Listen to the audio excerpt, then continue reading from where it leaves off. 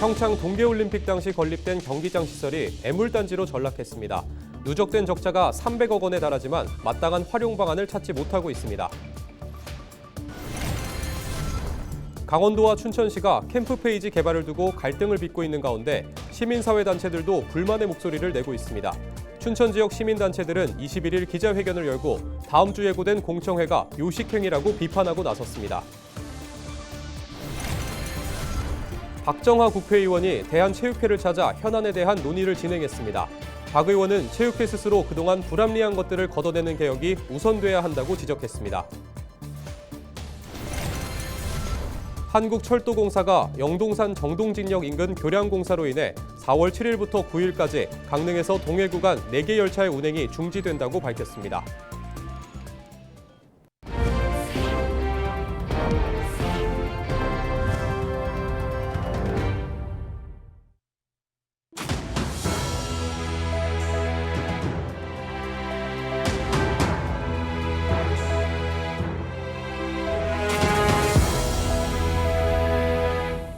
시청자 여러분 안녕하십니까? 헬로티비 뉴스입니다. 동계올림픽 유산인 경기장 시설이 지자체의 애물단지가 됐습니다. 지난 5년간 누적된 적자는 무려 300억 원에 달했는데요. 정부가 올림픽 시설 관리를 외면한다는 목소리가 높습니다. 보도에 최성식 기자입니다. 전 세계 92개 나라에서 3,000명 가까운 선수가 참가해 역대 최대 규모로 치러진 2018 평창 동계올림픽. 6년 뒤에는 같은 장소에서 지구촌 청소년들의 축제인 2024 강원 동계 청소년 올림픽이 열려 역대 최다 관중이라는 성과를 남겼습니다. 화려한 대회가 끝난 뒤 동계올림픽 경기장들은 다시 정막에 빠졌습니다. 이곳 강릉 스피드 스케이팅 경기장은 축구장 4개를 합친 규모입니다. 하지만 지난해 열린 2024 강원 동계 청소년 올림픽 이후 이렇다 할 활용 방안을 찾지 못해 보시는 것처럼 지금은 텅 비어 있습니다. 올림픽 경기장 시설을 유지하고 관리하는데 강원도가 투입하는 예산은 한 해 평균 60억 원. 그런데 해마다 60억 원 넘는 적자가 발생하고 있고 최근 5년간 누적된 적자는 무려 300억 원에 달합니다. 새로운 강원특별자치시대위원회가 동계올림픽 경기장 사후 활용에 대해 다양한 의견을 제시했습니다. 국민체육진흥법을 개정을 해서 거기다가 이 시설에 대한 지원 기준을 근거만 좀 마련하면은 지금 우리가 1년에 한 60억씩 나는 이 결손을 최소한 국비 50% 정도면 달라. 한번 좀 용역을 다시 한번 발주하셔가지고 민간에다가 그래서 뭐 적자를 좀 줄일 수 있는 방안이라든가 아니면 보다 다양하게 좀 시설을 활용할 수 있는 방안에 대해서 한번 좀 제안을 받아보셨으면. 정부와 강원도의 의뢰로 한국개발연구원 KDI가 지난해 경기장 운영 개선에 관한 연구 용역을 진행했지만 별다른 해법은 없었습니다. 지난해 열린 강원특별자치도의회 행정사무감사에서도 문제 제기가 잇따랐습니다. 이런 세계적인 축제를 우리 강원도에서 유치했는데 이것에 대한 중장기적인 유산에 대해서 관리하는 것에 대해서 관리비가 계속적으로 들어가야 되기 때문에 이것은 국가가 부담하는 것이 바람직하다. 강원도는 우선 강원특별법에 올림픽 경기장을 국가나 지자체에 넘길 수 있는 법적 근거를 마련하기로 했습니다. 실제 한기호, 송기현 의원 등이 대표 발의한 강원특별법 3차 개정안에는 동계올림픽 경기장 시설의 양해에 관한 특례가 담겼습니다. 경기장 사후 관리를 위해 국가나 지자체, 공공기관, 재단 등에 양해할 수 있다는 내용입니다. 경기장 소유권을 넘길 때 별도 절차 없이 용도를 폐기하는 내용도 반영됐습니다. 다만 정부가 관련법 개정이나 국비 지원을 반대하고 있어 이를 설득하는 게 관건입니다.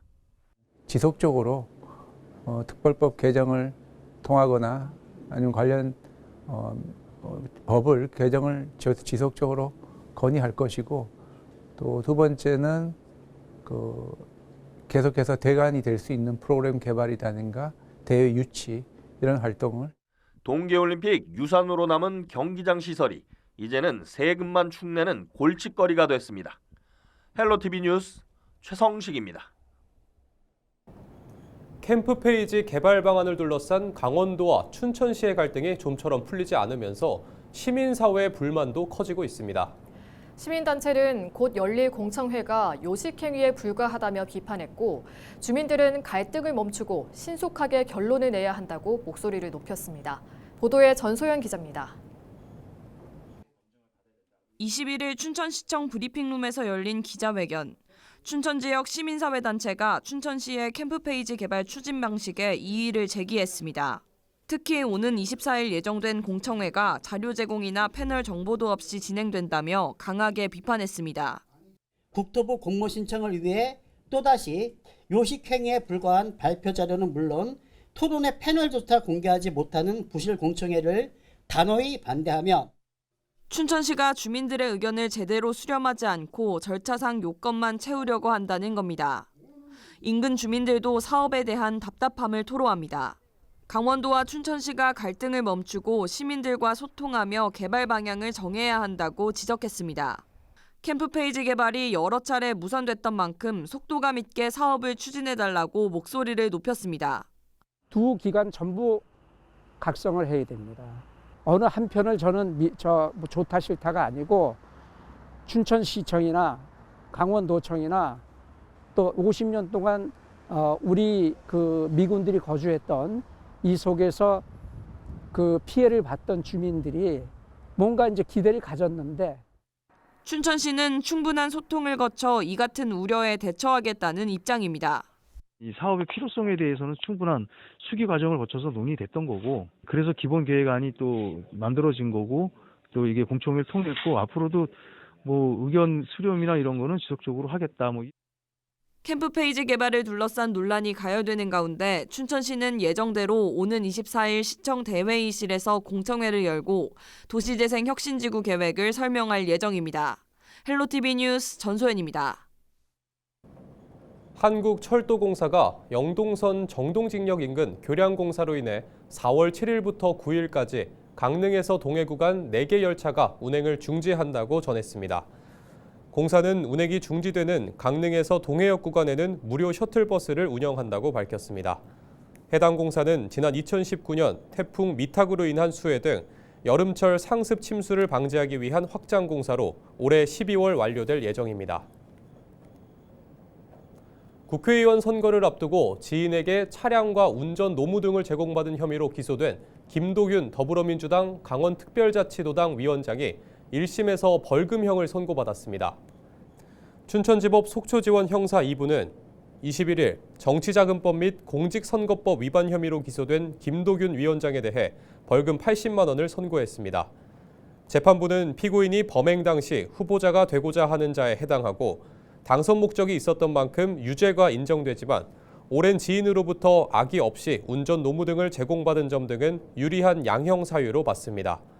공직선거법 위반으로 유죄가 인정돼 벌금 100만 원 이상의 형을 확정받으면 5년간 선거에 출마할 수 없습니다. 김 위원장은 지난해 4월 제22대 국회의원 총선거에서 민주당 공천을 받아 속초, 인제, 고성, 양양 선거구에 출마했지만 낙선했습니다.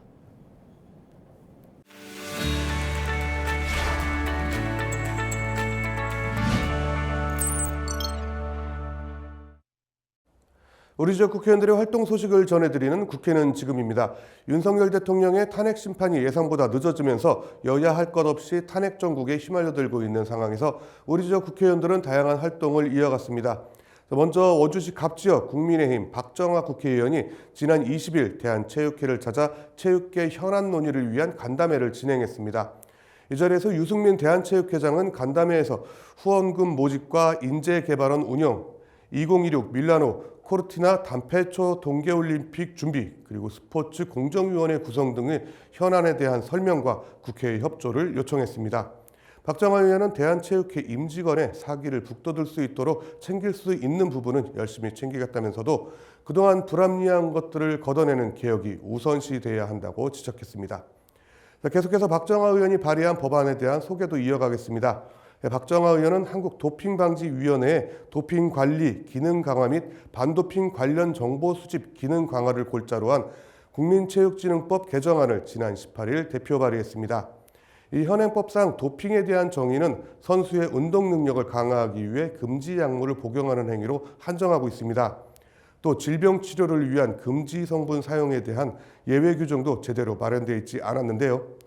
이에 따른 부작용을 해소하기 위해 도핑의 정의를 세계 도핑 방지 기구 수준으로 수정하고 질병 치료를 목적으로 선수가 금지 성분에 사용할 때는 예외적으로 허용해주는 제도인 치료 목적 사용 면책 규정을 명확하게 하는 내용을 개정안에 담았습니다. 이 개정안이 통과되면 도핑 사각지대를 없애고 도핑 정보 수집 권한 확대 등으로 선수들의 도핑 방지 및 반도핑 관리가 개선될 것으로 기대되고 있습니다. 원주시 을지역 더불어민주당 송기영 국회의원은 지난 주말 지역 당원들과 함께 광화문을 찾았습니다. 송기영 의원은 자신의 SNS를 통해 더불어민주당 원주시 지역위원회와 함께 윤석열 대통령 파면을 강력하게 외쳤다고 밝혔는데요. 또 윤석열 대통령은 국민의 주권과 헌정을 파괴하고 대한민국 민주주의를 심각한 위기로 몰아넣었다며 분노한 민심이 임계점을 넘었다고 밝혔습니다. 여야를 막론하고 모두 장외 정치를 펼치고 있는 상황에서 국민들의 피로감은 계속해서 높아질 수밖에 없는 것 같습니다. 지금까지 국회는 지금이었습니다. 원주시 호저면 무장리의 한 축사에서 55살 남성 A씨가 6m 아래로 떨어져 병원으로 옮겨졌으나 사망했습니다. 원주소방서는 해당 A씨는 당시 축사 지붕에서 작업을 하던 중이었던 것으로 추정되고 있으며 신고를 받고 출동한 119 구급대가 병원으로 이송했지만 숨졌습니다. 경찰은 정확한 사고 경위를 조사하고 있습니다. 춘천시 동면 순환대로 인근 도로에서 승합차와 승용차가 충돌하는 사고가 발생해 9명이 다쳐 병원으로 이송됐습니다. 강원소방본부는 21일 오전 11시 59분쯤 시내 방향으로 직진하던 승합 차량과 승용차가 충돌해 승합차에 타고 있던 외국인 관광객 9명이 부상을 입었다고 밝혔습니다. 탑승자 대부분은 다행히 경상을 입고 병원 치료를 받았으며 경찰은 정확한 사고 경위를 조사하고 있습니다. 2025년 의료 인공지능 춘천 포럼이 21일 춘천 ICT 벤처센터에서 열렸습니다. 이번 포럼에는 조규홍 보건복지부 장관을 비롯해 의료 전문가들이 참석해 디지털 헬스, 정밀 의료 등 AI 의료 분야에 대한 의료 혁신 방안 등을 논의했습니다. 춘천시는 포럼을 기반으로 기업, 연구기관과 협력해 춘천시를 디지털 의료도시로 만들겠다고 밝혔습니다. 강원경찰청이 봄 행락철을 맞아 오는 24일부터 주요 관광지 등에서 교통안전대책을 추진한다고 밝혔습니다. 주요 대책으로는 강릉 경포와 삼척 맹방 등 봄꽃 축제장 일대 교통관리와 졸음운전 예방을 위한 낮 시간대 알람 순찰 등 교통사고 예방 활동도 강화할 예정입니다. 경찰은 또 전세버스 음주 과모와 대열 운행, 안전띠 미착용 등에 대한 단속도 강화할 계획입니다. 강원특별자치도 교육청이 21일 2025년도 제1회 검정고시 시험 장소를 공고했습니다. 지역별 시험 장소는 춘천은 춘천중학교, 원주 평원중학교, 강릉 해랑중학교입니다.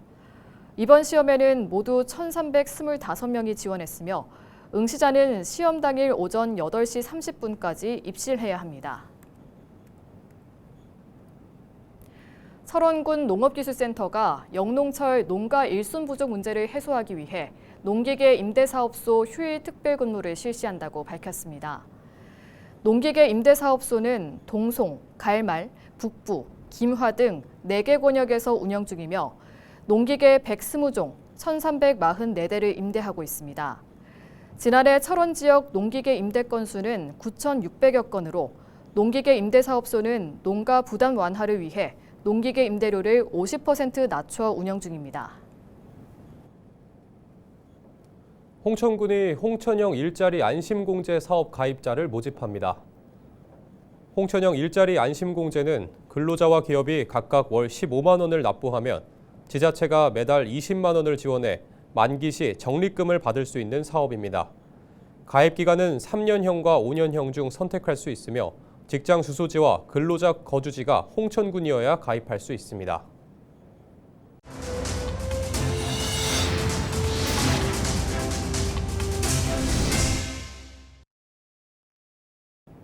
이상으로 뉴스를 마칩니다. 시청해주신 여러분 고맙습니다.